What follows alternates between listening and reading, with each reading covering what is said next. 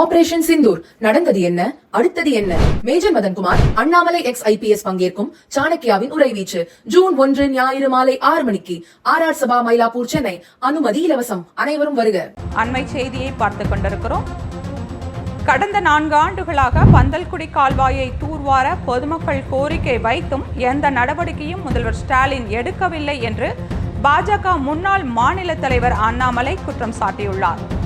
பந்தல்குடி கால்வாய் பகுதியில் சுமார் 2 கிலோமீட்டர் தொலைவுக்கு துணிக்கட்டி மறைக்கப்பட்ட சம்பவத்திற்கு கடும் எதிர்ப்பு கிளம்பியதை அடுத்து கால்வாயை பார்வையிடுவதை போல் முதல்வர் ஸ்டாலின் நாடகம் நடத்துகிறார் என்று அண்ணாமலை விமர்சித்துள்ளார்.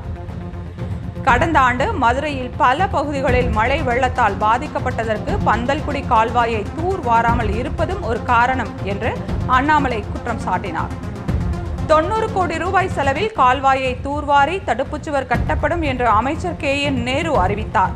ஆனால் இன்று வரை அதற்கும் எந்த நடவடிக்கைகளும் இல்லை என்று அண்ணாமலை குற்றம் சாட்டினார். 4 ஆண்டுகள் கால்வாயை தூர்வார ஒரு துரும்பை கூட கிள்ளி போடாமல் உறங்கிக் கொண்டிருந்த முதல்வர் ஸ்டாலின் நள்ளிரவில் சென்று பார்வையிடும் நாடகம் யாரை ஏமாற்ற என்று அண்ணாமலை கேள்வி எழுப்பினார். இந்த நாடகத்தால் யாருக்கு என்ன பயன் என்றும் மதுரை மக்கள் முட்டாள்கள் என்று நினைத்துக் கொண்டிருக்கிறாரா என்றும் முதல்வர் ஸ்டாலினை நோக்கி கேள்விகளை தொடுத்துள்ளார் அண்ணாமலை.